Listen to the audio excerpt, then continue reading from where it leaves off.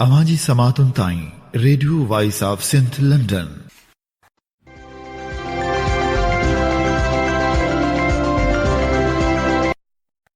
अव्हीं ॿुधी रहिया आहियो radio voice of Sindh London. Programme पेश कजे थो ख़बरनि जी दुनिया। ख़बरनि जी दुनिया प्रोग्राम साण करे अव्हां जी ख़िदमत में हाज़ुर अव्हां जो मेज़बान हबीब लगारी। सभ खां पहिरियां ख़ासि ख़बरनि ते विझंदासूं हिकु नज़र।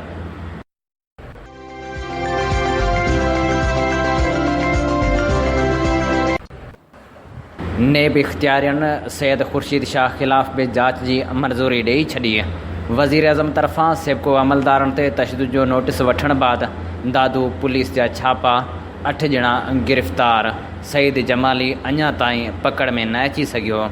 मीरपुर ख़ासि जी अदालत ससई सोहरे जे क़ातिल खे 5 सालनि खां पोइ मौत जी सज़ा ॿुधाए छॾी। सिंध में नवां जेल क़ाइमु करण जो फ़ैसिलो, क़ैदियुनि खे खटूं बि मुहैया कयूं वेंदियूं। लखी ग़ुलाम शाह भरिसां हादिसो, नौजवान फ़ौत, 2 ॼणा ज़ख़्मी थी पिया। मेहड़ भरिसां अदालत में पेशी ते वियल पीरसन गुम थी वियो। डहरकी भरिसां ट्रेन हादिसे में फ़ौत थियल 3 ॼणनि जा लाश मिटी माव हवाले। मछरियल माण्हुनि तरफ़ां शेख रशीद जी ट्रेन खे रोकण जी कोशिश। ऐं हाणे पेश कयूं था तफ़सीली ख़बरूं।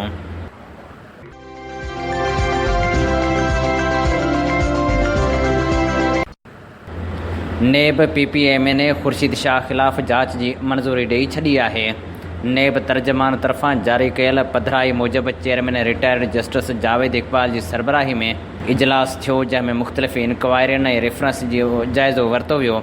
इजलास में PPMA ख़ुर्शीद शाह KPK जे अॻूणे गवर्नर महताब अब्बासी, ख़ैरपुर में प्रोविंशियल डिज़ास्टर मैनेजमेंट जे अमलदारनि ऐं ऑफिसरनि, Sukkur electric power construction company जे अॻूणे CEO मुनवर नज़ीर अब्बासी ख़िलाफ़ इंक्वायरी जी मंज़ूरी ॾिनी वई। हैदराबाद में नीगर जे अगवा में मुलविस 2 जवाबदारनि खे पुलिस गिरफ़्तार करण जी दावा कई आहे। शीदी ॻोठ में 25 जुलाई ते हिकु नीगर वज़ीर भंड अगवा थी वियो हो।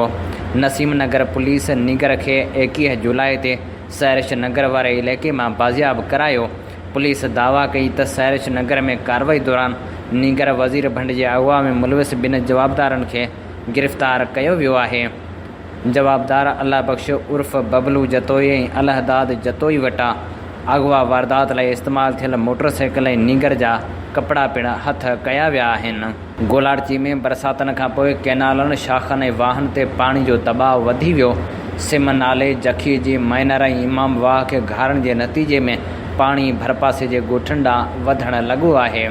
कराची बदीन रोड पाणी हेठि अचण जा ख़दशा वधी विया आहिनि। गोलारची में तेज़ बरसातनि खां पोइ वाह ऐं सिम नालनि में पाणी जो चाढ़ अची वियो आहे।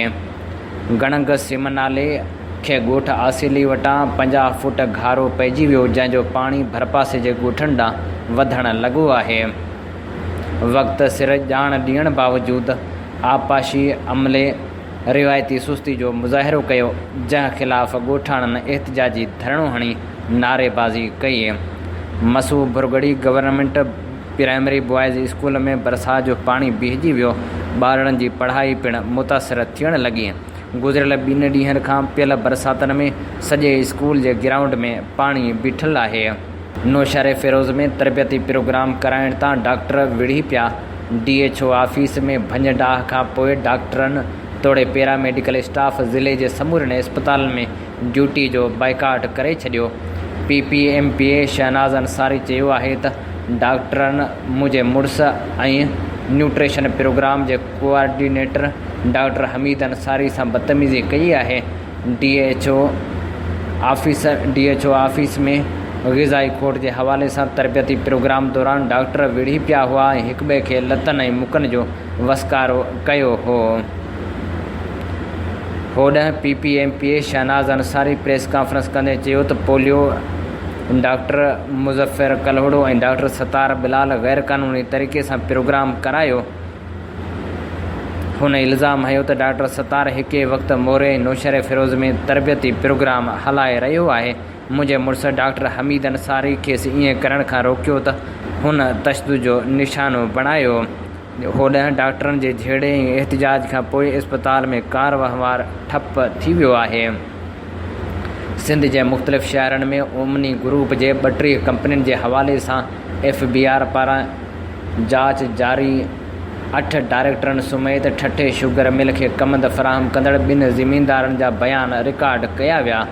FBI जे बेनामी ज़ोन 3 जी मोकल ते वियल कमिश्नर परॾेह मां वापसि अचण बाद चार्ज वठी छॾी आहे, जंहिंखे गुज़िरियल ॾींहुं 2 डिप्टी कमिश्नर पारां हलंदड़ जांच जे हवाले सां ब्रीफिंग ॾिनी वई। होॾांहुं कराची समेत सिंध जे मुख़्तलिफ़ ज़िलनि में ओमनी ग्रुप जे 32 कंपनियुनि जी निशानदही थी आहे, जंहिंजी जांच हलंदड़ आहे। जांच जे सिलसिले में ठठे शुगर मिल जे 1 डायरेक्टर समेत लाॻापियल 2 माण्हुनि जा बयान पिणु रिकॉर्ड कया विया, जिन कुझु ज़रूरी कागज़नि जी फ़राहमी लाइ कुझु ॾींहंनि जी मोहलत घुरी आहे। ईंदड़ हफ़्ते खेनि ॿीहर घुरायो वेंदो। शहदाद कोट तालुके इस्पताल में डॉक्टरनि जी लापरवाही ऐं ग़फ़लत सबबि मामूली बुख़ार जे करे इस्पताल आंदल 6 वरहनि जे मासूम ॿारड़ी ज़ाहिदा धीअ मोहम्मद पनाह खोखर इस्पताल में तड़पी फ़ौत थी वई। वारिस औरतुनि तरफ़ां मातम फ़ौती ॿारनि जे वारिसनि एहतिजाज करण बाद एमरजेंसी में मौजूदु डॉक्टर ड्यूटी छॾे भॼी विया। एमरजेंसी वार्ड पिणु ख़ाली थी वियो। खानवाहण भरिसां ॻोठ अली मोहम्मद फुरड़ो में 1 ॾींहुं अॻु हथियारबंदनि हथां बेदर्दी सां क़तल थियल नौजवान ज़मीनदार रोशन ज़मीर कूंदर जे क़तल जो केस भाउ अब्दुरऊफ़ कूंदर जी फ़रियाद ते फुरड़ा बिरादरी जे 10 सुञातल जवाबदारनि ते दाख़िल कयो वियो आहे। मक़तूल जे भाउ मौक़िफ़ इख़्तियार कयो आहे त जवाबदारनि रोशन ज़मीर कूंदर ते पिस्टल जा फायर करे ऐं कुहाड़नि जा वार करे खेसि क़तल कयो। ॿिए पासे क़तल केस दाख़िल थियण खां पोइ पुलिस ॻोठ अली मोहम्मद फुरड़ो ते कड़ो चाढ़ियो। जवाबदार घर ख़ाली करे फ़रार थी विया। ॾहरकी भरिसां ट्रेन जे टकर में कार सवार हेडमास्टर हज़ूर बख़्श लेगारी संसु घरवारी हसीना लेगारी ऐं 6 सालनि जो मासूम पुटु अरसलान फ़ौत थी विया हुआ, जिन जी जनाज़े निमाज़ दाद लेगारी भरिसां ॻोठ नज़र मोहम्मद लेगारी में अदा कई वई। हिकु वक़्तु 3 घर भातियुनि जा मढ़ खॼण वक़्तु हर अख आली नज़र आई। 3 फ़ौतियुनि जा मढ़ अबाणे क़ब्रिस्तान में मिटी माव हवाले कया विया। ॿिए पासे रेलवे जे वफ़ाक़ी वज़ीर जी रेलवे स्टेशन जे दौरे ते अचण जो ॿुधी ॾहरकी में ट्रेन हादसे वारे हंधि खुलियल फाटक ते शहरनि ऐं ॻोठाणनि खुलियल फाटक वटि रेलवे ट्रैक ते बीही वफ़ाक़ी वज़ीर जी ट्रेन खे रोकण जी कोशिशि कई। ट्रेन ड्राइवर शहरनि खे ट्रैक ते ॾिसी एमरजेंसी ब्रेक लॻाई। ब्रेक तां माण्हू हटी वञण बाद ट्रेन रवानी थी वई। शहरनि शेख रशीद ख़िलाफ़ सख़्तु नारेबाज़ी कई। मेहड़ भरिसां ॻोठ बहावल शाख जो रहवासी पीरसन अली दोस्त चांडियो मेहड़ मां दादू जी अदालत में ॿुधणीअ ते वेंदे पुरस्कार नमूने गुम थी वियो। पीरसन अली दोस्त चांडियो जे वारसनि अब्दुरज़ाक चांडियो ऐं ॿिन एहतिजाज कंदे चयो त पीरसन अली दोस्त चांडियो खे मेहड़ मां दादू जी अदालत में ॿुधणी ते वेंदे असांजे मुखालफ़नि जे चर्च ते दादू पुलिस गिरफ़्तार करे मुबियाना तौरु गुम करे छॾियो आहे। हुननि चयो त नौजवान खे बाज़ियाब करायो वञे। लखी ग़ुलाम शाह भरिसां ट्रैक्टर ट्राली जे मोटरसाइकिल खे टक्कर जे नतीजे में नौजवान फ़ौत थी वियो। हादसे में नौजवान मोहम्मद रहीम खरोस जतोई फ़ौत थी वियो, जॾहिं त बजणा ग़ुलाम अली खरोस ऐं कुवैत खरोस जतोई ज़ख़्मी थी पिया। सिंध में नवां जेल ठाहिण ऐं औरतुनि तोड़े ॿारनि जे जेलनि में खटूं मुहैया करण जो फ़ैसिलो कयो वियो आहे।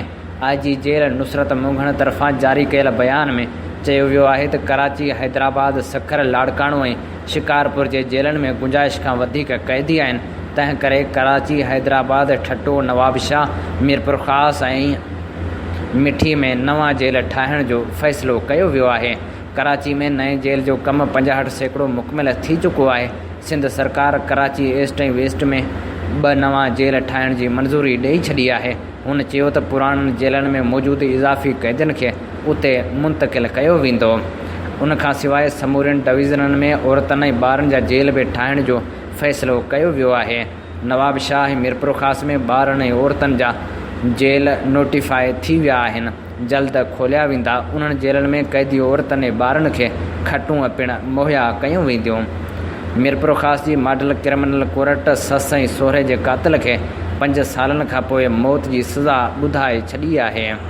सेटेलाइट टाउन थाणे जी हद में साल 2014 में जवाबदार सोभारो मंगरियो पंहिंजी ससु मरियम ऐं सोरे अलाह बख़्श हालेपोटो खे गोलियूं हणी क़तल कयो, जॾहिं त फायरिंग में जवाबदार जो सालो ऐं घरवारी बि ज़ख़्मी थी पिया हुआ। पुलिस केस दाख़िल थियण बाद जवाबदार खे गिरफ़्तार कयो हो, जंहिं बाबति अदालत फ़ैसिलो ॿुधायो। वज़ीर आज़म जे नोटिस वठण खां पोइ ऐं तौहीन अदालत जी दरख़्वास्त ते ॿुधणी खां अॻु दादू पुलिस मुख़्तलिफ़ हंधनि ते छापा हणी 8 जवाबदारनि खे गिरफ़्तार करे वरितो आहे, जॾहिं त सेबको अमलदारनि ते तशदुद केस जो मुख्य जवाबदार सईद जमाली पुलिस जी पकड़ में न आयो आहे। SSP दादू तरफ़ां अदालती हुकुम तहत केस दाख़िल कराइण जी ज़मानत ॾियण बाद खेसि गिरफ़्तारी वारंट मुअतल कया विया आहिनि, जॾहिं त PPMNA रफ़ीक जमाली जे भाउ सईद जमाली संस गार्डन तरफ़ां सेबको अमले ते मुबैना तशदुद जो वफ़ाक़ी सरकार जे नोटिस वठण बाद दादू पुलिस हरकत में आई। मटियारी जी अदालत ॿिनि ॻोठाणनि जे क़तल जो ॾोह साबित थियण ते UC ठोडा जे चेयरमैन ऐं संस भाउ खे उमिरि क़ैद जी सज़ा ॿुधाए छॾी आहे। मटियारी भरिसां साल 2016 में झेड़े दौरान ख़ासकेली बिरादरी जे नेक मर्द हाजी उमर ख़ासकेली ऐं संस भाउ हाजन क़तल थी विया हुआ। पुलिस क़तल केस में UC शेरमुंद ठोडा जे चेयरमैन ऐं मक़ामी PP अॻवान शबीर टालपुर संस भाउ मीर अली मुराद टालपुर खे गिरफ़्तार करे वरितो हो, जॾहिं त शबीर टालपुर ज़मानत हासिल करे वरिती हुई। सुप्रीम कोर्ट गैर क़ानूनी जरगन ख़िलाफ़ कार्रवाइनि जे हवाले सां 6 हफ़्तनि में अॻिभराई रिपोर्ट तलब करे वरिती आहे। सुप्रीम कोर्ट जे वक़्ती चीफ जस्टिस शेख अज़मत सईद जी सरबराही में 3 रुकनी बेंच जरगन जे हवाले सां केस जी ॿुधणी कई। अदालत ॿुधणी दौरान चइनी सूबाई हुकूमतनि गिलगित बल्तिस्तान जी सरकार खां अॻिभराई रिपोर्ट तलब कई। सिंध हाई कोर्ट OPS ते मुक़ररु डायरेक्टर हेल्थ मीरपुर ख़ासि अकरम सुल्तान महमूद खे हटाए सिहत खाते जी बजेट 4 लाख मां 15 करोड़ करण जो हुकुम ॾेई छॾियो आहे। मीरपुर ख़ासि जी अस्पताल में सहूलियतूं न हुजण ख़िलाफ़ दरख़्वास्त ते हैदराबाद जी Sindh high court circuit bench Hyderabad में ॿुधणी थी, जंहिं अहिड़ो हुकुम जारी कयो। ईद उल उज़हा वेझो ईंदे ई बकरा पीढ़ियूं लॻण जो सिलसिलो जारी आहे। इन सिलसिले में असीं पेश कयूं था कराची में बकरा पीढ़ी जो अखियुनि ॾिठो अहवाल। असां सिंधी क़ौम खे पीपल्स पार्टी वारा ॿुधाइनि था त सिंध हुकूमत असांजी आहे ऐं असां सिंध में अची अच्छे कारे जा मालिक आहियूं। उहा हुननि जी डाढ़ ज़माननि खां हलंदी पई अचे, तोड़े जो संदन पत घणो वक़्तु अॻु वाक़ी थी चुकी आहे। पीपल्स पार्टी माना आवाम जी पार्टी, ग़रीबनि जी पार्टी, पर जनाब ज़ुल्फ़िकार अली भुट्टो साहब कंहिं बि हिकु हारी या हिकु मज़दूर खे पार्टी जी टिकट ॾेई इलेक्शन में कोन बिहारियो ऐं इलेक्शन में उहे बीठा जेके मीर पीर जागीरदार हुआ। उन्हनि भिटे साहिब जो सिर वञरायो ऐं मोहतरमा बेनज़ीर भुट्टो जो खून बि लोढ़े छॾियो। अॼु बि सिंध में उन्हनि जी हुकूमत हली रही आहे, पर हालत इहा आहे जो कराची में बकरा पीढ़ी सां जेका हालत 70 सालनि खां थी रही आहे, उन जो अखियुनि ॾिठो अहवाल तव्हां दोस्तनि भाइरनि सिंध परस्तनि आॾो पेश कयां थो, छो त मां ज़िंदगी में पहिरियों भेरो कुझु घर जा छेलड़ा काहे खपाइण वियो हुअसि। उन जो अखियुनि ॾिठो अहवाल सम्झी तव्हां आॾो रखां थो ऐं असां सां गॾु समूरी सिंध मीडिया ऐं उर्दू मीडिया खे अपील कंदुसि त पंहिंजा ख़ासि नुमाइंदा मोकिले अखियुनि ॾिठा अहवाल वठी अवाम ताईं पहुचाइनि। अवाम सां कहिड़ो कलूर थी रहियो आहे। बकरा मंडी जे अंदरि दाख़िल थियण जूं हिदायतूं पढ़णु न विसारींदा। फ़ी बकरा 1000 रुपया टैक्स, ढगो वहड़ो फ़ी 2000 रुपया टैक्स, जॻह जा पैसा अखरे 2 लख पूरा ऐं उन सां गॾु हिकु ड्रम 3000 रुपया वरिता वञनि था, जॾहिं त बकरा मंडी में पाणी जी बाल्टी, मोबाइल चार्जिंग जो ख़्याल जा मुक़ररु पैसा 50 रुपया वरिता वञनि था। बकरनि जे जंतर जो मण 1200 रुपया फ़ी मण मुक़ररु आहे। रोज़मर्रा जूं शयूं ॾहूं ते वरितियूं वञनि थियूं। उन समूरी माजरा जे पोयां ॻुझा हथ शामिल आहिनि जेके अरबे रुपया कमाइनि था। बकरा पीढ़ी जे अंदरि के बि बुनियादी सहूलियतूं न आहिनि। ॻोठनि मां ईंदड़ लखे माण्हू बकरा, ढगा, उठ तेज़ बरसाति जे करे बीमार थियनि था। केतिरा ई ढोर मरी चुका आहिनि। इलाइक़े जो चूंडियल तक जा PPMNA अब्दुल हकीम बलोच बि रहे थो, पर उहो बि को बि ॿूटो नथो ॿारे त पोइ भला एतिरो करे मलीर प्रेस क्लब जा नुमाइंदा वठी उते जी रिकॉर्डिंग कराए। अहिड़ो ज़ुल्म परदे में थी रहियो आहे, मगर केर बि इन ते आवाज़ उथारण वारो नाहे। असां सिंध जे पढ़ियल लिखियल दोस्तनि सिंध परस्तनि खे निमाणी अपील कयूं था त हूअ वधि खां वधि कराची जी बकरा मंडी में सिंधियुनि जी इख़लाक़ी मदद कनि, जंहिंजे पोयां वॾा हथ मुलविस आहिनि, जिन खे फ़ौरन वाइखो कयो वञे।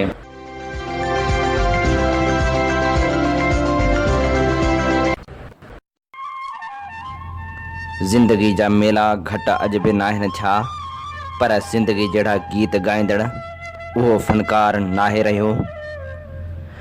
जंहिंजे गीतनि में सोज़ जूं सदाऊं बि हुयूं त सोज़ वारा गीत बि हुआ। हूअ जेको दिलनि जा दर्द ॻाईंदो हो ऐं जेको चवंदो हो, दुनिया है मौज दरिया कतरे की जिंदगी क्या, दुनिया है मौज दरिया कतरे की जिंदगी क्या।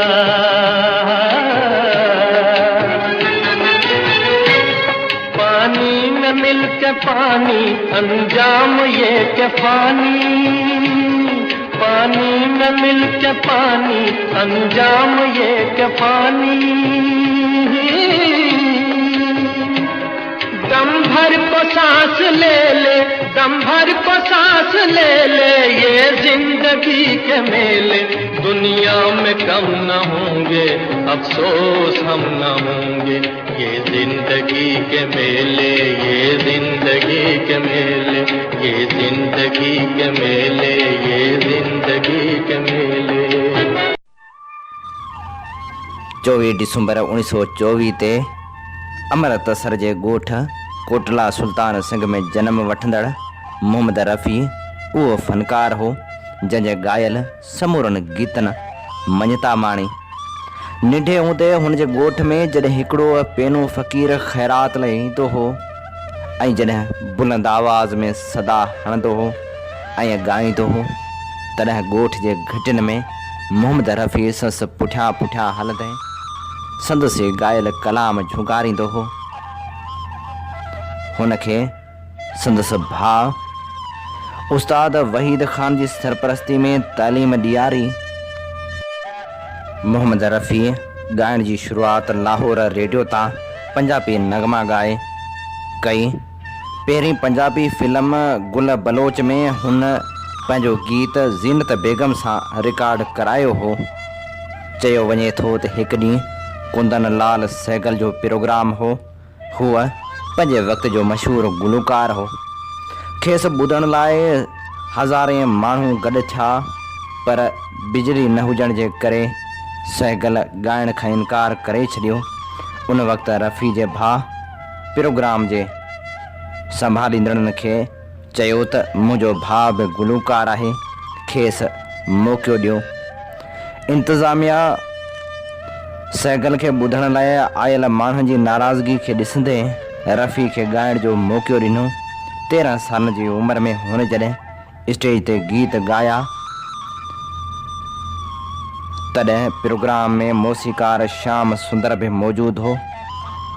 हुन रफ़ीअ खे बम्बई अचण जी दावत ॾिनी।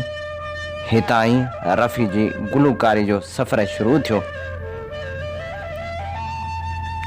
विरहाङे खां अॻु हुन केतिरनि ई फिल्मनि में गीत ॻाया। फिल्म जुगनू में मलकाए तुरनम नूर जहां सां गॾु पिणु हुन गीत ॻायो, यहाँ बदला वफ़ा का बेवफ़ाई के सिवा कुछ नहीं। हुन ग़ालिब खे बि एॾे त ख़ूबसूरत अंदाज़ में ॻायो जो अॼु बि माण्हू हैरान रहिजी थो वञे। है बस के हर एक उनके इशारे में निशान, करते हैं मोहब्बत तो गुजरता है गुमा और।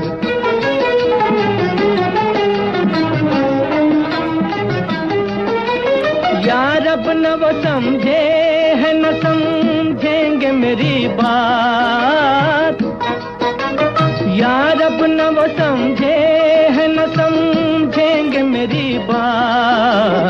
दे और दिल उनको जो न दे मुझको ज़बां और, दे और दिल उनको जो न दे मुझको ज़बां और।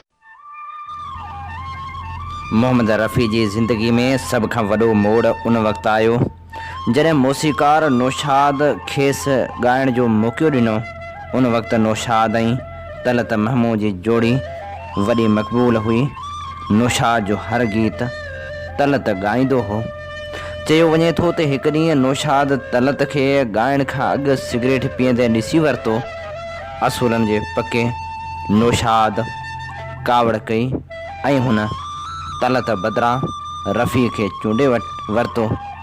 रफ़ीअ ज़िंदगी में कॾहिं बि सिगरेट ऐं शराब खे हथ कोन लाथो। नौशाद सां गॾु रफ़ी जी जोड़ी कामयाबु वई। बेजो बावरा जा समूरा गाना कामयाबु थिया।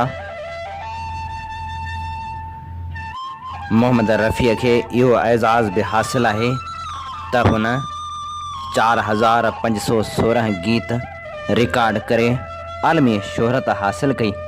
हुन अनमोल घड़ीअ मेला अंदाज़ दीदार बिजू बावरा देवदास चोरी चोरी प्यासा कागज़ के फूल तेरे घर के सामने नया दौर कश्मीर की कली मुग़ल आज़म जंगली प्रोफेसर चाइना टाउन ताजमहल मेरे महबूब संगम दोस्ती वक्त ख़ानदान तीसरी मंजिल मेरा साया दिल दिया दर्द लिया खिलौना दोस्ताना पाकीज़ा कारवां लैला मजनू समेत तकरीबन 1000 जे लॻभॻि फिल्मनि में गीत ॻाया।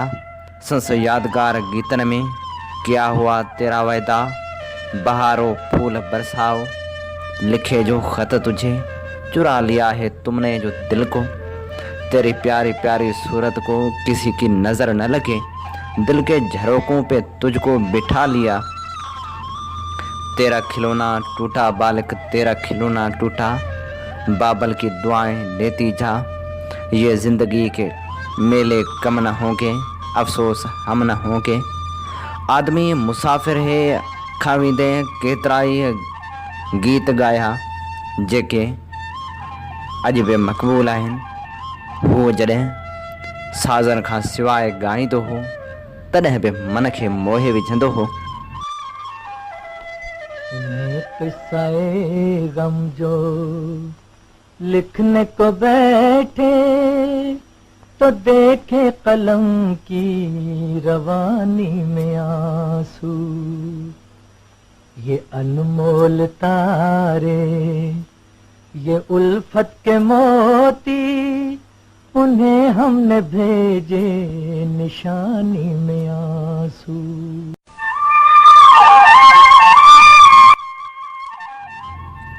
31 जुलाई 1980 ते मोहम्मद रफ़ीअ हीअ जहान छॾे उन जहान ॾे हलियो वियो जितां अॼु ताईं को वापसि नाहे वरियो। पर संदसि चयल इहा ॻाल्हि बि सच साबित थी आहे त तुम मुझे यूं भुला न पाओगे, हाँ तुम मुझे यूं भुला न पाओगे, जब कभी भी सुनोगे गीत मेरे संग संग तुम भी गुनगुनाओगे, हाँ तुम मुझे यूं भुला न पाओगे, हो तुम मुझे यूं।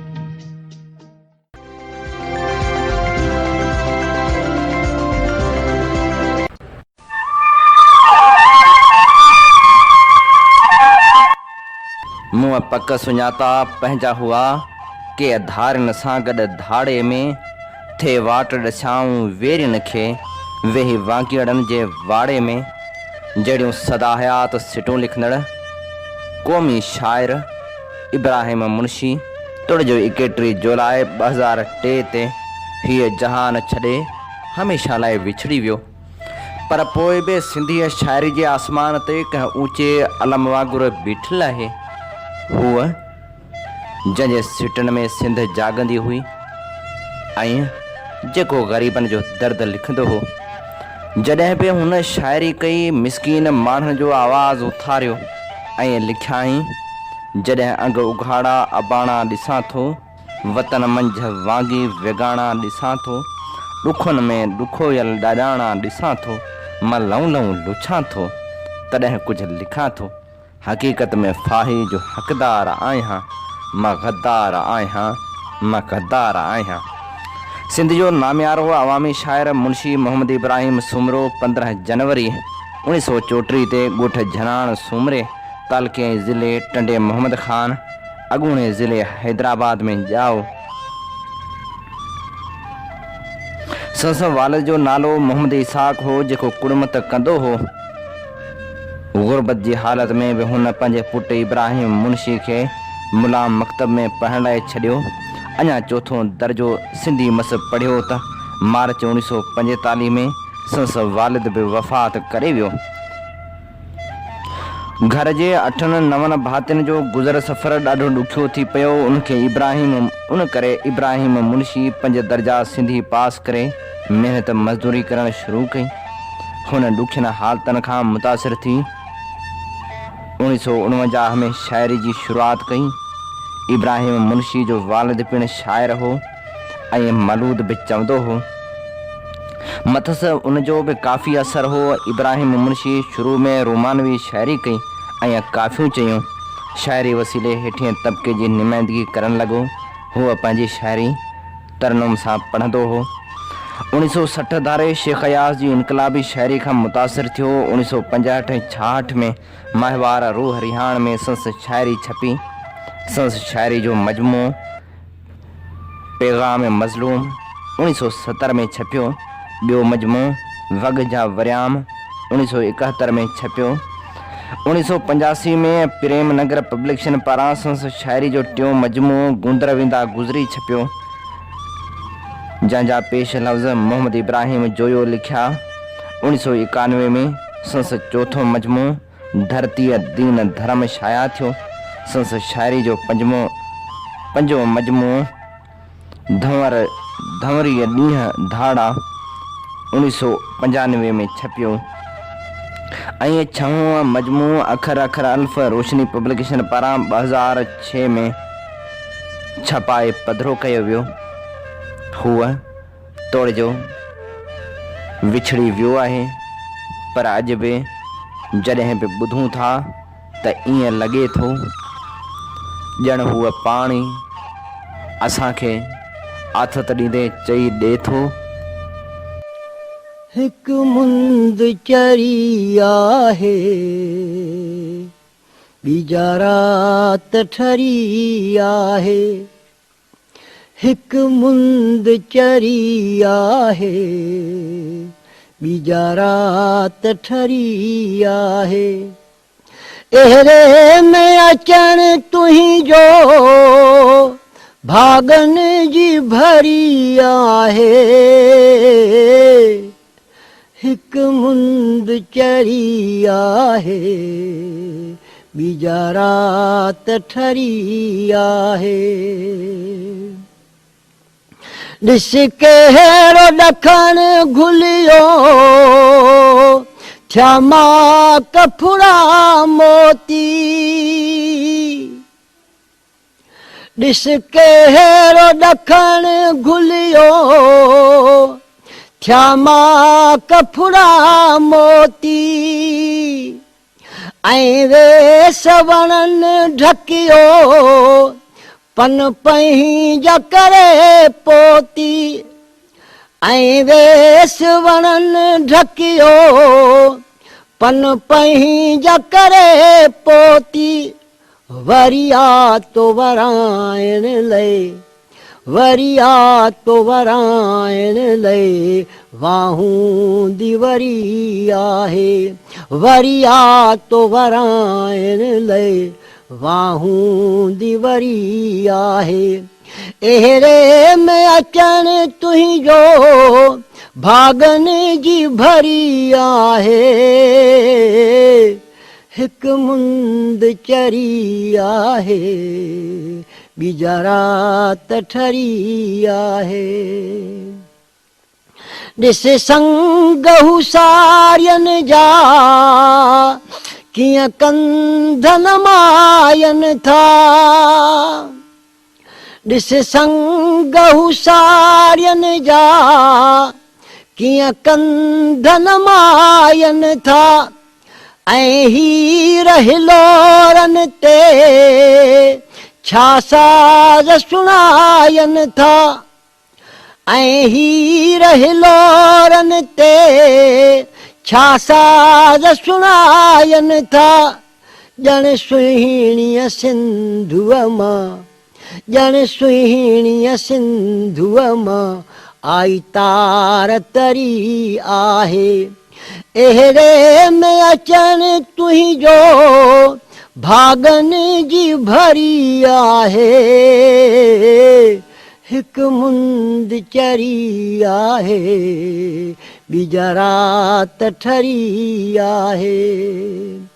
माया न मदी मूं वटि मारियूं न के महला तूं, माया न मदी मूं वटि मारियूं न के महला तूं, साओ वेस ढकियो धरती वठियूं थर बर बरसातियूं, साओ वेस ढकियो धरती वठियूं थर बर बरसातियूं, अॾी तोल असां प्यारा, अॾी तोल असां प्यारा, पखड़े जी डरी आहे, अॾी तोल असां प्यारा, पखड़े जी डरी आहे, अहिड़े में अचण तुंहिंजो भागन जी भरी आहे,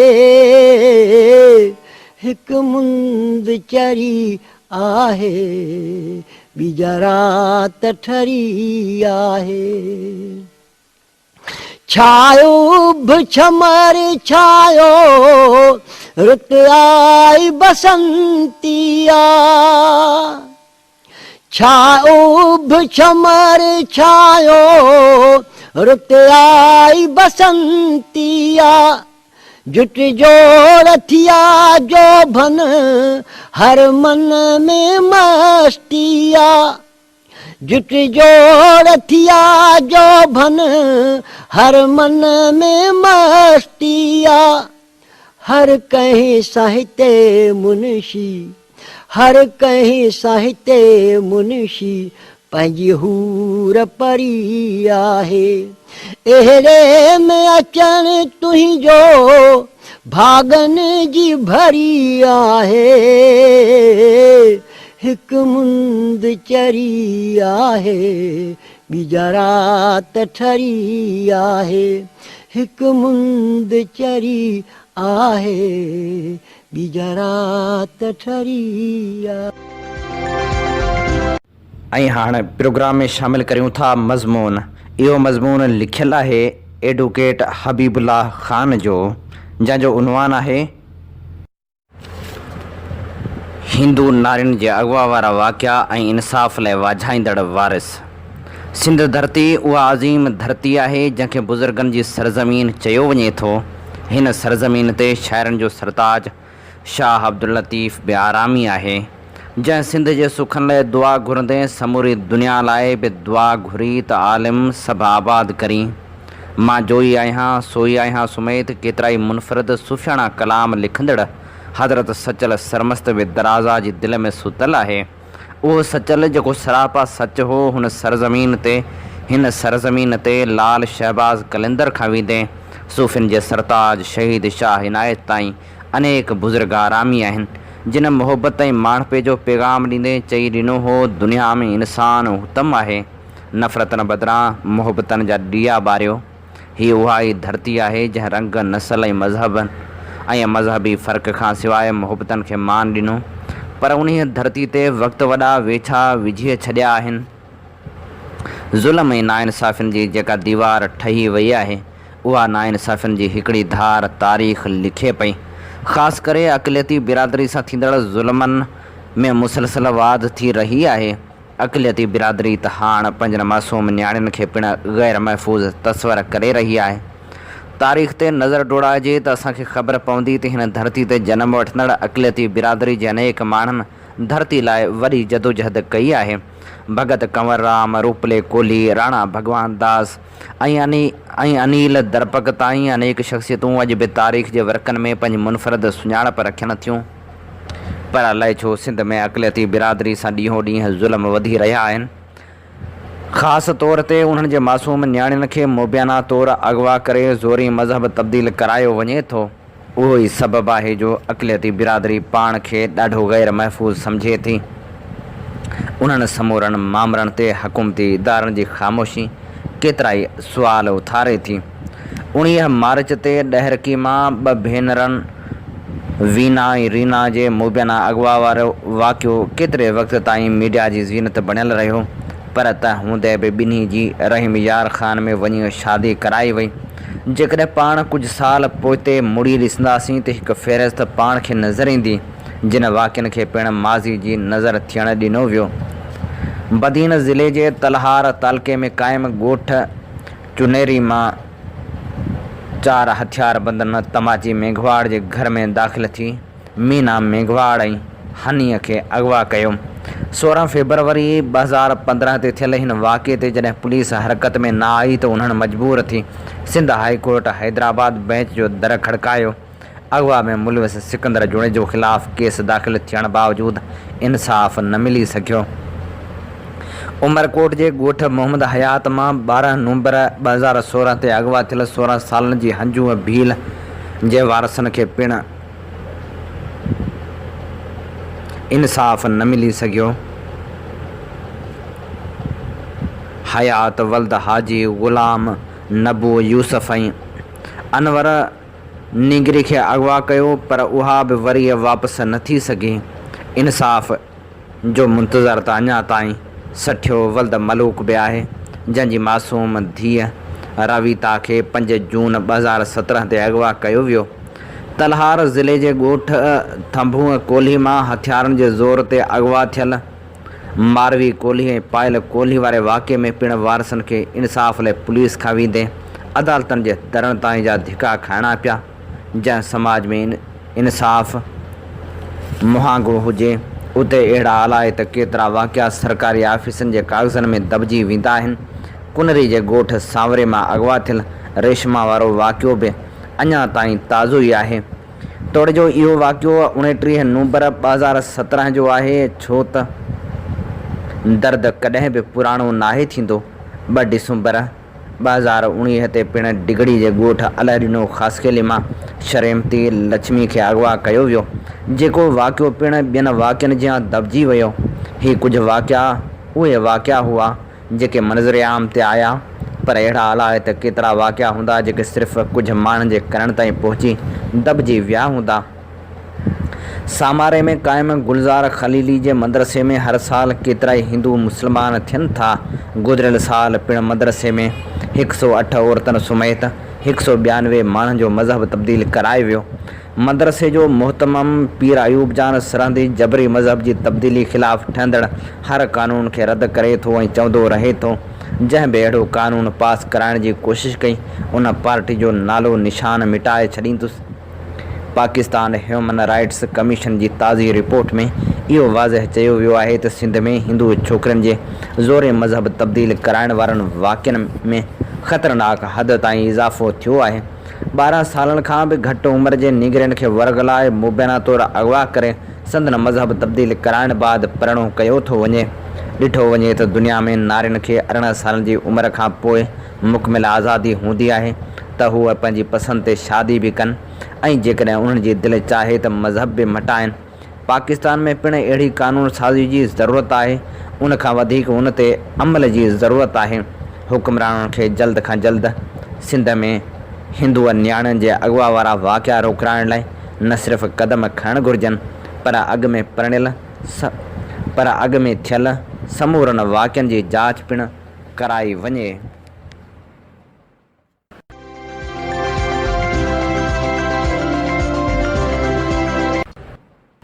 ऐं हाणे प्रोग्राम ख़बरनि जी दुनिया में शामिलु करियूं था ॾाहनि जा कोल।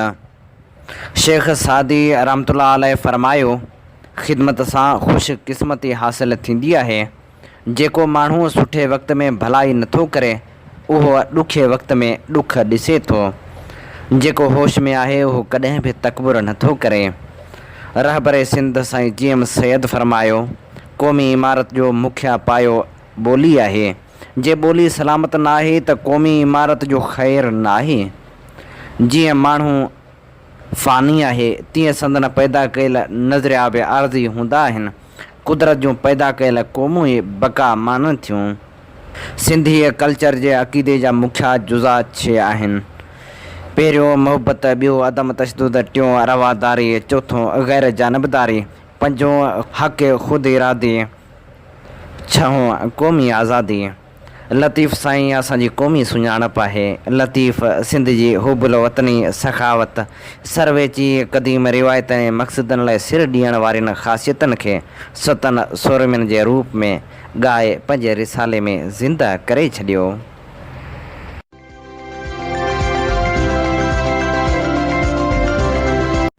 ऐं हाणे प्रोग्राम ख़बरनि जी दुनिया में तारीख़ जा वर्क वरायूं था ऐं शामिलु करियूं था रहीमदाद ख़ान मौलाई शिदाई जी लिखणी।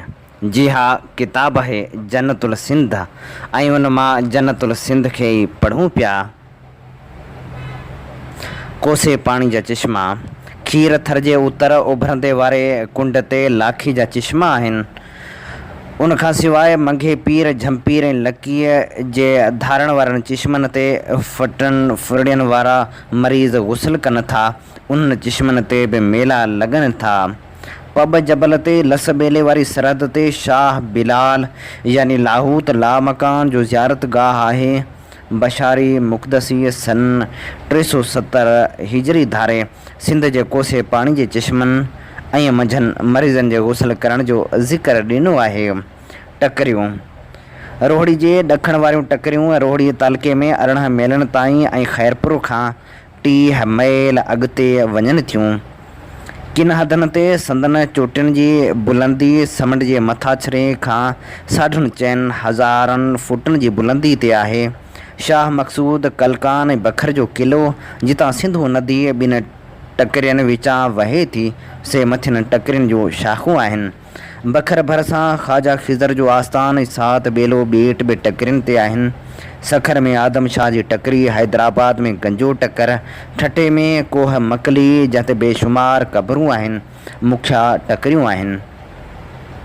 पारकर में कारूंझर जूं कतारूं आहिनि जिन में हिकिड़े हंध ते 2 चोटियूं पाण में गॾिजनि थियूं। जितां मींहं जो पाणी 30 फुटनि जी बुलंदी तां आबशारनि वांगुरु हेठि किरे थो। उन हंध खे हिंदू गौमुख सॾियनि। सिंधु नदी, सिंधु नदी जंहिं ते हिन सूबे जी ज़िंदगी जो मदार आहे, सा दुनिया जे वॾियुनि नदियुनि मां 17हें नंबर ते आहे। मुसलमाननि जे रिवायतनि तोड़े हिंदनि जे ॾंद कथाउनि में हिन नदी जी तारीफ़ कयल आहे। मुसलमाननि जे रिवायतनि मूजिबि जन्नत मां 4 दरिया, पहिरियों नील, ॿियो फ़िरात ऐं टियों जीहूं ऐं चौथों सीहूं निकिरनि था, जिन मां सीहूं सिंधु नदी आहे। मथे दरियाउनि जे वजूद करे मिस्र, इराक़, मावरा नहर ऐं सिंध दुनिया में अर्ज़ुल मामूरा सॾिजनि था। अहिड़ी तरह रगवीत जी 10हीं मंडल में हिन नदी जी तारीफ़ 75 सलूकनि में बयानु कयल आहे। हीअ अज़ीमुल शान नदी हिमालय जबल जे कैलाश पर्बत वारे मानसरोवर ढंढ मां निकिरी कश्मीर जे गिलगित वारे जाबलू हिसे खे लताड़े 12,000 फुटनि जी बुलंदी तां, जिते इंसान जो लंघ मुश्किल आहे, पहिरियां बणिजी ताईं उत्तर ओलह, तंहिंखां पोइ ॾखण ओलह जो रुख़ इख़्तियार करे थी। तंहिंखां पोइ पंजाब ऐं सिंध जे मैदाननि खे लताड़ींदी 1800 मैल वही सिंध जे शाह बंदर वटि अरबी समुंड में छोड़ करे थी। संस साॼे कप वारनि शाखनि मां के नदियूं अफ़गानिस्तान जे मथां पट मां निकिरनि, करम वादी खे लताड़े हिंदुस्तान जे सरहद वारनि जबलनि मंझां टिपी अची मंझसि पवनि थियूं। उन्हनि मां कभा यानी काबिल नदी अटक वटि मंझसि पवे थी। कंवर ऐं सवात काबिल नदी जूं शाख़ूं आहिनि। काबिल नदी खां पोइ ॿियो नंबर करम नदी आहे। करम नदी अफ़गानिस्तान जे मथां पट जे ॾखण खां निकिरी करम वादी खे लताड़ींदी सिंधु नदी में पवे थी। तोची नदी बि करम जी शाख़ आहे। अॻभरो हली देरे इस्माइल ख़ान वटि ॾखण तरफ़ गोमल यानी गोमती नदी जा बरसाती आहे मंझसि पवे थी। मानसरोवर ढंढ खां वठी अटक ताईं सिंधु नदी जाबलू सोड़ियुनि पिजरनि खे लताड़े थी, तंहिं करे जहाज़ रानी करण जे क़ाबिल नाहे। लेकिन अटक खां पोइ संसि पेट 50 गज़ वेकिरो आहे। पोइ जीअं ॾखण जो रुख़ इख़्तियार करे थी तीअं संसि पेट 1 मैल वेकर में आहे। ओभर तरफ़ खां पंजाब जूं 5 नदियूं जहलम, अस्कनी यानी चनाब, परवशनी यानी रावी, सतोदरी यानी सतलज ऐं व्यास यानी ब्यास मिठणकोट वटि मंझसि छोड़ कनि थियूं। अॻ जमुना ऐं सतलज जे विचां दरो शादती 2 नदियूं सिंधु में छोड़ कंदियूं हुयूं, पर हींअर उहे मेटिजी वियूं आहिनि। अञा बि सरस्वती वारे हंध ते घघर नदी वहे थी, जा राजपूताना जे वारियासी मैदान में गुम थी वञे थी। अहिड़ी तरह हाकड़ो बि सिंधु नदी जी हिकिड़ी क़दीम शाख़ हुई, जा पंजंद वटां सिंधु मां निकिरी बहावलपुर ऐं थर खे लताड़े पारकर जे पारीनगर बंदर वेझो कच्छ जे समुंड में छोड़ कंदी हुई। पोइ ज़िलज़िले करे ग़ाइब थी वई, लेकिन संसि वहकरे जा निशान बहावलपुर रियासत ऐं थर में मौजूदु आहिनि। सिंधु नदी जा नाला। सिंधु नदी ते वक़्त बे वक़्त जुदा जुदा नाला पवंदा रहिया। हाकड़े खां सवाइ कर्नल जेम्स टॉड पंहिंजी तारीख़ राजस्थान में हिन नदी जो नालो नेलाब ॾेखारियो आहे। हक़ीक़त में नेलाब पिशावर खां 35 कोह हेठि भरो सिंधु नदी जे खाॿे कप ते हिकिड़ो पतण आहे, जिते हिन नदी जो पाणी वाक़ई नीरो आहे, तंहिं करे नीलाब सॾिजे थी।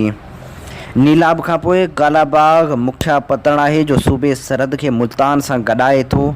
अटक, बखर ऐं सिवण वटि सिंधु ते मज़बूत क़िला ॿधियल आहिनि, जिन सवें इनकलाब ॾिठा आहिनि। मझाइन बखर ऐं सिवण हींअर ज़बून थी विया आहिनि। सिंध में पहुचण वक़्तु सिंधु नदी ॾखण ओलह जो रुख़ वठी समुंड में छोड़ करे थी। समुंड जे वेझो पहुची मंझांसि केतिरा ई छोड़ फुटी निकिरनि था, जिन जो सिलसिलो 70 मैलनि ताईं पखड़ियल आहे। उन्ही मां बघाड़, ओचितो या हजामड़ो ऐं पीजारी मशहूरु फाट आहिनि। सिंध में सखर, रोहड़ी, कोटड़ी ऐं केटी बंदर सिंधु जा मुख्या बंदर आहिनि। फातह अरबन हिन नदी ते मेहरान नालो रखियो, लेकिन हूअ पंहिंजी क़दीम संस्कृत नाले सिंधुअ सां सॾिजे थी। मग़रबी लोकनि जीअं हिंद खे फेराए इंद कयो, तीअं सिंधु खे बि इंडस सॾियनि था। लांड बेराज। सिंध में हिन नदी ते 2 पुलियूं ॿधियल आहिनि। रोहड़ी वटि बिना थंभनि जे लांसडाउन पुल, ॿी सखर वटि पथरनि जे थंभनि सां लांड बेराज पुल, तीअं कोटड़ी वटि थंभनि वारे पुल मझान लांड बेराज मशहूरु पुल आहिनि, जा मौजूदा ज़माने जे अजाइबात में शुमार थिए थी। ब्रिटिश हुकूमत हिन नदी जे पाणी खे रोकण लाइ सखर वटि अंग्रेज़ इंजीनियरनि जी निगरानी में अटकल 1 मैल में पत्थर जे थंभनि सां हिकिड़ी पुल तमीर कराई। बम्बई जे गवर्नर लॉर्ड लॉयड जॉर्ज जे नाले ते मथसि लॉयड बेराज नालो रखियो वियो। हीअ अज़ीम कम सन 1923 ईस्वी में शुरू थी सन 1932 में पूरो थियो। पुल खे 66 फौलाद जा दरवाज़ा ॾिनल आहिनि, जे बिजली जे वसीले खॼनि ऐं बंदि थियनि था। दरिया जे खाॿे पासे खां 4 ऐं साॼे पासे खां 2 वॾा वाह निकिरनि था, जिन खे पिणु दरवाज़ा ॾिनल आहिनि। मथियां वाह पंहिंजे शाखनि समेत 6400 मैलनि में आहिनि, जिन ते 2000 पुलियूं ऐं दरवाज़ा ॿधल आहिनि, ऐं अटकल 55 लख एकड़ ज़मीन आबाद कनि था। हिन अज़ीमुल शान बंद ते जुमली 25 करोड़ रुपया ख़र्च लॻो हो। हब नदी। हब नदी झालावां जे ज़हरी ॻोठ वटि जबलनि खां निकिरी सिंध में लस ॿेले जी सरहद तां 60 मैल वही रास मुनज़ी वटि अरबीअ समुंड में छोड़ करे थी। यूनानी मूर्खनि मथसि RIS नालो रखियो हो। संस उभरंदे वारे हिसे ते समुंड ताईं इलाइक़े ते अरबती नालो रखियो ऐं ओलहंदे वारे हिसे ते पोराली नदी ताईं समूरे इलाइक़े ते ओरटी नालो रखियो हो। सेप्टेंबर खां पोइ मंझंदि 8 इंच पाणी मस वहे थो ऐं किन हंधनि ते मंझंदि उन्हा तलाह बणिजी पवनि था। हब जा किनारा घणो ऊचाई ते आहिनि जिन ते सावक रहे थी। सारोना समोत्री ऐं वीरा हब बरसाती शाखूं मंझंदि पवनि थियूं। हब जो मच्छूं लज़ीज़ थियनि थियूं। डंडूं नई गाज खीर थर जी कमालूं लुक मां वही अॻु उलहंदे नारे में पवंदी हुई। बेराज पवण खां पोइ दादू वाह में पवे थी। मंछर जी डंड बूबकनि जे भरिसां सभ खां वॾी डंड आहे। बरसाति जी मुंद में कोहिस्तान मां केतिरो पाणी मिलेसि थो जो सेवण जे भरिसां छंडण जे रस्ते दरिया में वञी पवे थो। चाढ़ जे वक़्तु त दरिया जो पाणी बि अचो मंझंदि पवे। चीकी मिटी हुअण सबबि हिन जे कप ते पोख बि ॾाढी चङी थिए थी। बदकूं ऐं ॿिया पखी बि मथसि जाम मरंदा आहिनि। शिकार जो हंधु आहे। मंझंदि मच्छी पॿण ऐं बेह बि जाम थींदा आहिनि। किंजर ऐं सुनहरी डंडूं ठटे ऐं झिरकनि जे विच में टकरीअ जे तरे में आहिनि। हाले जी डंड बि ठठे भरिसां आहे। सूमरी डंड थरपारकर ज़िले में उमरकोट जे भरिसां आहे। मखी जी डंड सांगड़ जे उभरंदे में आहे। हीअ केतिरनि मेलनि में आहे। संस आस पास घाटा ॿेला हूंदा हुआ जेके सरकार हींअर वढराए छॾिया आहिनि। मंछर वांगुरु सिंध जे ॿिनि डंडनि में बि मच्छी बेह पॿण ऐं पखी थियनि था पर थोरे अंदाज़ में। मच्छियूं सिंधू नदी में पला गंगा नदीअ जे हलसा मच्छनि वांगुरु लज़ीज़ थियनि था। सालो साल हुकूमत खे पलण मारण जे ठीकनि मां आमदनी थिए थी। मच्छनि जा ॿिया क़िस्म जहिड़ो खगा डंभरा गंदड़ सिंगारियूं मली मोराखी पोपरी ऐं शाकिर थींदी आहे। हब जा पला ख़ासि मच्छनि में शुमार थियनि था। सिंध में सन 1873 ऐं 1872 में हुकूमत हिंद तरफ़ां surgeon major Francis Day Sindh जे मच्छनि जी रिपोर्ट में ॾेखारियो हो त सिंध जे बरसाती नयनि मां 14 क़िस्म जे मच्छनि जा क़िस्म मिलंदा आहिनि। सिंध मुतलिक़ पंजाबियुनि जो पहाको मशहूरु आहे त मच्छी मानी खावणा सिंध छोड़ न जावणा। ज़रई पैदाइश सिंधू नदी मां निकितल वाहन ऐं फाटनि जे करे सॼी सिंध में पाणी चङे अंदाज़ में मिले थो। उन खां सवाइ सिंध जी ज़मीन भली आहे। उस ऐं गर्मी बि जझी आहे। इन करे हिन मुल्क में सभु कंहिं क़िस्म जी पोख थिए थी। रबी जी पोख अक्टूबर खां ऐं ख़रीफ़ जी पोख अप्रैल खां शुरू थिए थी। जूअर बाजर जो कणक ॻाढ़ा ऐं अछा चांवर कपह कमंद तमाक भंग अफ़ीम नेर चणा मटर तीली ॿिज मुख्य पैदावारनि मां आहिनि। कणक सरीअ में ऐं जूअर ऐं बाजरी लाड़ ऐं विचोले में पैदा थियनि थियूं। पाणी जी उथल करे दरिया जे ॿिन्ही कपनि ते ॿेला आहिनि जिन जो सिलसिलो घोटकी खां शुरू थी वञी डेल्टा ताईं फैलियल आहे। उहे झंग डेग में 3 मैल ऐं वेकर में 2 फरलांगनि खां 2 मैलनि ताईं आहिनि। कुझु 10,000 एकड़नि में आहिनि। मझनि आम तरह बबुर लही बीहण ऐं कंडी जा वण आहिनि। सिरे वारनि झंगनि में टाली जा वण बि थियनि था। अॼु खां 1100 वरिया अॻु सिंधू नदी जे कपनि ते बांस ऐं बेद जे वणनि जा घाटा झंग हुआ जिन में गेंडा बि रहंदा हुआ। सिंध में ॿेले खाते पारां चीन ऐं ऑस्ट्रेलिया जा वण बि पोखराया विया आहिनि। उन्हनि ॿेलनि मां इमारती काठ लाख खंवर माखी ऐं ॿियूं शयूं बि मिलनि थियूं। सिंध में निम पिपर बुड़ ऐं गिदामड़ी जा वण बि जाम आहिनि। अरबन जे ॾींहंनि में कंदाबील ऐं दीबल सॼे हिंदुस्तान अंदरि अनाज जे वापार करे मशहूरु हुआ। सिंध में बाग़नि जे करे मेवा भाॼियूं गुलफुल जाम थियनि था। अंब नारेल काठ गिदरा डाख लीमा केला नारंगियूं जैतून ॾाढ़ूं सूफ़ तूत इंजीर गिदरा ऐं हिंदाणा मुख्य मेवा आहिनि। सकरंट डोकरी ऐं मिरपुर ख़ासि में सरकारी ज़रे फार्म आहिनि। मिरपुर ख़ासि में अमरीकन कपह पोखण जे तजुर्बनि जो नतीजो पिणु चङो निकितो आहे। हीअ लिखणी असां पेश कई जन्नतुल सिंध मां जेका लिखियल हुई रहीम दाद ख़ान मोलाई शीदाई जी। इन ते प्रोग्राम ख़बरनि जी दुनिया जो वक़्तु पंहिंजी पुॼाणी ते पहुचे थो। पंहिंजे मेज़बान हबीब लगारी खे ॾींदा इजाज़त। अल्लाह निगहबान।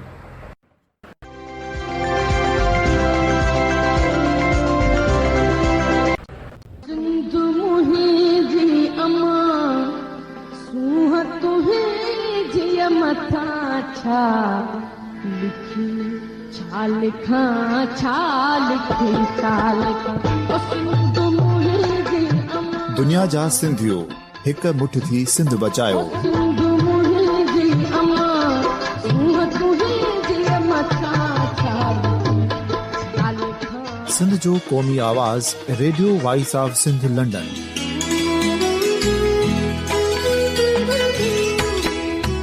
Radio voice of Sindh London पंहिंजी नशरियात में सिंध जी सियासत, समाज, इक़्तिसादियात, तारीख़, क़ौमी उमंगुनि ऐं अख़लाक़ियात मुतलिक़ सिंध जी हक़ीक़ी तर्जुमानी कंदे प्रोग्रामनि खे असराइतो बणाइण लाइ सिंध जे घण घुरनि ऐं धरतीअ सां प्यार कंदड़ अदीबनि, दानिशवरनि, सहाफ़ियुनि, उस्तादनि, वकीलनि ऐं हर तबिके जे मानवारनि सजणनि खे सिंध में शऊरी इनकलाब लाइ सहकार जो सॾु ॾियूं था। अचो त गॾिजी सूफ़ियुनि ऐं संतनि वारी सिंध जो ओज हिक मुठ थी वरी वापसि आणण वारे सफ़र जा साथारी बणिजऊं।